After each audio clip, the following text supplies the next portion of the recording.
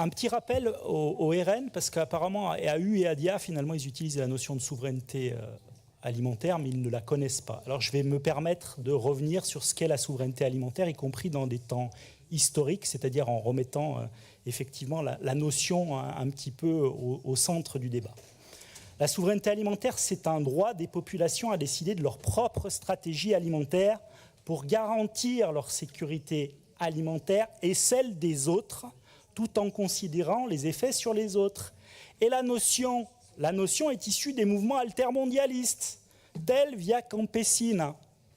C'est l'antinomie parfaite de la motion du RN, puisque la motion du RN, finalement, elle confond souveraineté alimentaire et autarcie pour dévoyer le concept.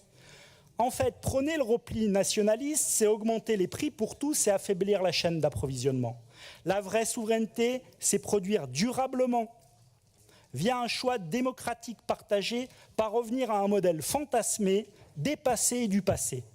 Ignorer les défis climatiques et écologiques, c'est votre mantra depuis le départ dans cette plénière. Refuser la transition agroécologique, c'est s'enfermer dans une dérive dévastatrice, insoutenable et très coûteuse. Lisez, chers collègues, le dernier rapport du Secours catholique. Au total, on compense aujourd'hui les dysfonctionnements de notre système alimentaire à hauteur de 19 milliards par an. 19 milliards. Et c'est pratiquement le double, ces 19 milliards, du budget alloué pour la planification écologique en 2024. Scandale en termes de santé publique aussi.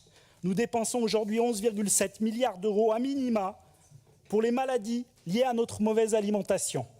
Le RN souhaite en fait nous enfermer dans des pratiques agricoles menant à l'épidémie de cancer, comme au chaos alimentaire, donc à la guerre.